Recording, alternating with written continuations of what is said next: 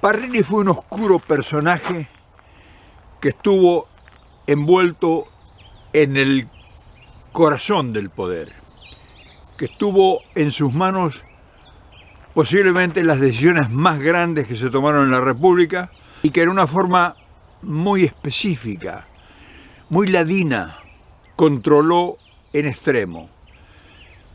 Un hombre muy querido dentro del círculo de la mesa chica, pero terriblemente nefasto para los intereses de la República Argentina. Yo lo vi actuar.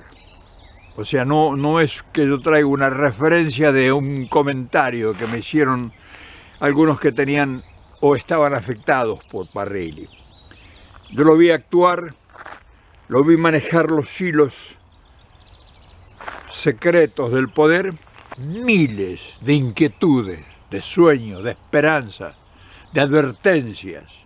Ese mundo que maneja el pueblo y que quiere, como en última instancia, hacerle llegar a presidencia. Todo eso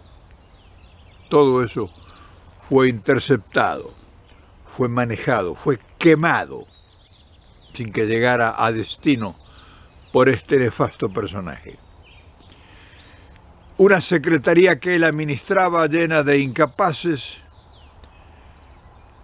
de ingenuos, de serviles que manoseaban los destinos de la República, porque eran y cumplían órdenes de Parrilli, le tenían terror, había pánico de enfrentar a Parrilli. Su decisión, junto con dos o tres personajes oscuros del peronismo, de adentro o del kirchnerismo, Zanini, Alberto Fernández, eran terribles, eran temidos.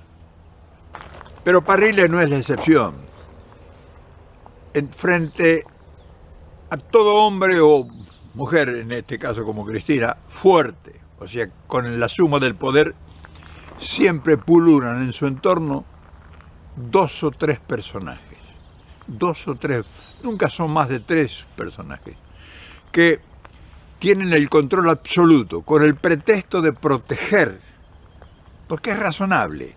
También a veces se hace muy pesado un personaje importante, en este caso de la dimensión de un presidente o de un hombre de mucha importancia en la política o en el arte o en lo que fuere, que tiene un aluvión de simpatías, de gente que quiere estar al lado y que no le permiten tener vida privada, o sea, no le permiten que esa persona viva con una vida normal, para poder decidir, para poder pensar, para poder actuar, para poder realizar cosas. Entonces, generalmente estos personajes importantes se rodean de gente de confianza. Es natural. Yo lo vi con Perón. Habíamos tres o cuatro, entre los cuales muchos eran odiados, porque no tenían el acceso a Perón, odiaban a esos personajes. A veces Perón no los podía recibir, estaba cansado, estaba escribiendo cartas o trabajando. Pero la gente no sabía eso y decía que los que estábamos alrededor de Perón éramos sus cancerberos y que no lo dejamos que esa gente llegara a él, que lo teníamos secuestrado. En este caso sucedió lo mismo. No vayan a creer que no se sabe lo que ocurre. Pero una cosa es estar al lado de un hombre en el exilio, como era Perón, y otra cosa es estar al lado de un presidente que tiene las decisiones cotidianas de administrar, de conducir el Estado, y que está recibiendo permanentemente detalles, influencias de todos los sectores, todo el día. Es una máquina de energía actuante. Entonces está llegando sobre presidencia una presión de todo lo que está sucediendo en el país. En ese lugar estaba Parrilli. Parrilli tenía la secretaría privada y todo un equipo que trabajaba, donde recibían toda la información que le mandaba el pueblo al presidente. Fíjense que proyectos importantísimos que pudieron a lo mejor haber cambiado el destino de un proyecto de país, abortó en las manos de Parrilli, porque a él no se le cantaba, porque no le gustaba la idea, porque él consideraba que no era importante. O sea, estaba ocupando un puesto de decisión estratégico de una dimensión extraordinaria. Y un proyecto que pudo haber sido realmente a lo mejor determinante para los intereses del país. Porque no venía de un improvisado, venía de una estructura de estudio y carpetas, proyectos increíbles. Yo los vi. No pasaban por el filtro de Parrilli y iban a la basura, se quemaban. Miles de ponencias llegaban a la secretaría privada, que la gente creía que le escribo a Cristina. Cristina nunca tuvo ni siquiera idea de que alguien le mandó algo realmente importante que pudo haber evitado un problema, o que pudo haber creado una idea para un gran proyecto, porque había una necesidad. Todo eso fue a parar a la basura, por una sola persona. Este personaje tuvo la tupez de cercarla a Cristina, cercarla. Y uno se pregunta, bueno, ¿fue bueno? Y claro, ¿cómo uno puede evaluar si fue bueno o fue malo lo que Parrilli hizo en el centro del poder? Y es muy simple, es muy simple. Es muy simple de ver si pudo haber sido extraordinaria su participación o observar los resultados que se tuvieron. Si usted observa los resultados finales que se obtuvieron de esa administración, usted se da cuenta que fue nefasto.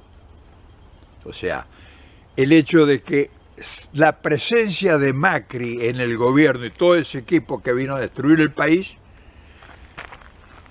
tiene nombre y apellido, tiene padre y madre, o sea, no es una casualidad. No se cayó el poder porque hubo, qué sé yo, una mala influencia, una maldición. Se cayó por la gente que rodeó a Cristina, por los consejos, por esa intimidad que tiene el presidente con la gente de su entorno, pero también con los que no llegan.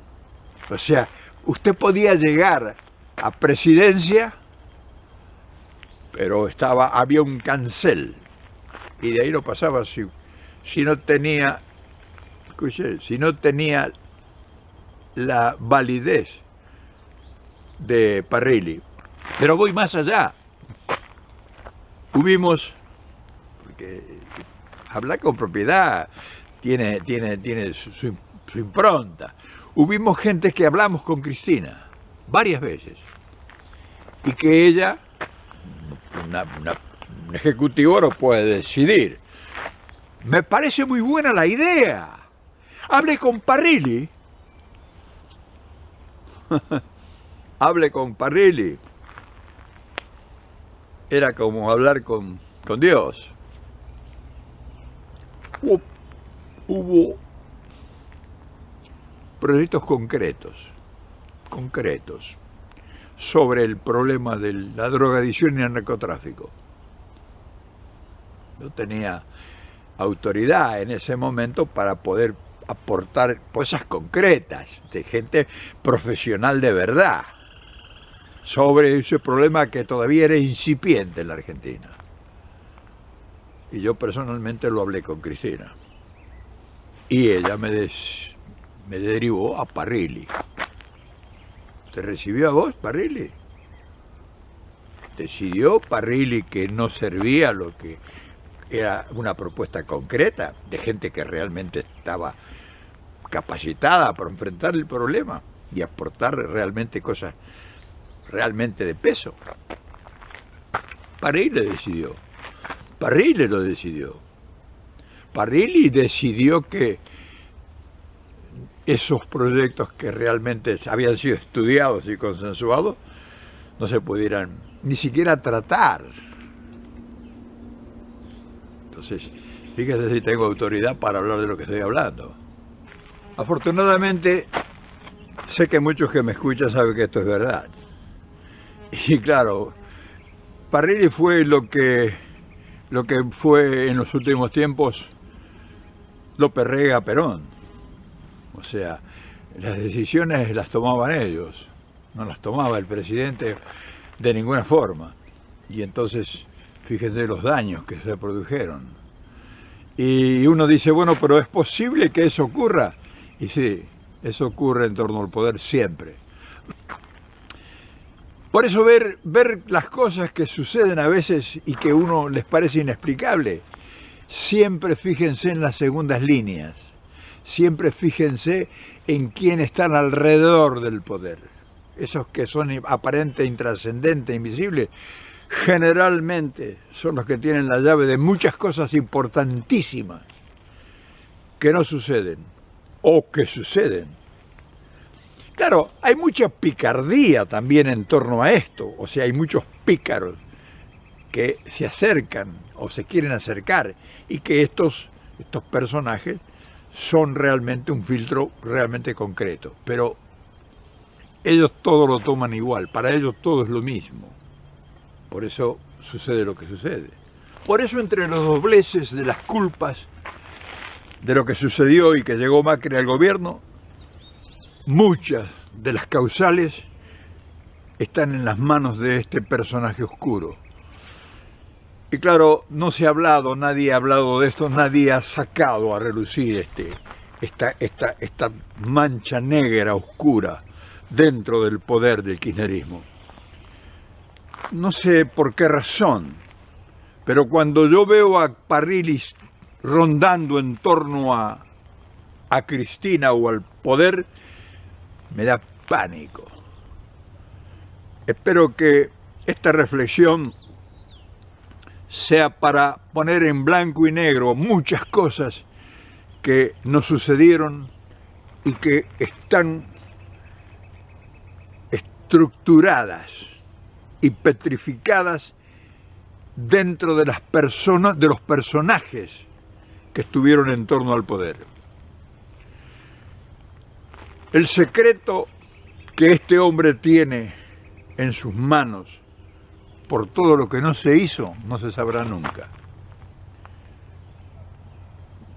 El daño que le ha hecho al país, a la República, al peronismo, compañeros que lucharon toda una vida, que tenían ideas, que tenían principios, que tenían conocimiento, que tenían propiedad para opinar, sus voces fueron sesgadas por estos personajes. 50 años de lucha, estos impresentables no permitieron que llegaran a destino. Y fíjense que esos 2 o 3 personajes de los que le hablo yo, unidos, escuchen bien lo que voy a decir, unidos a una voluntariosa inexperiencia de una de las personas de mayor confianza de Cristina, que es su hijo, produjeron este desastre. No se podía hablar, no se podía decir las cosas, no se podían decir las cosas, no se podía explicar las cosas, no había forma. Así era porque se les había ocurrido a ellos, porque ellos tenían la decisión. Me sobran los dedos de esta mano para decir quiénes son los culpables de que Macri esté en el gobierno en este momento. Los verdaderos culpables.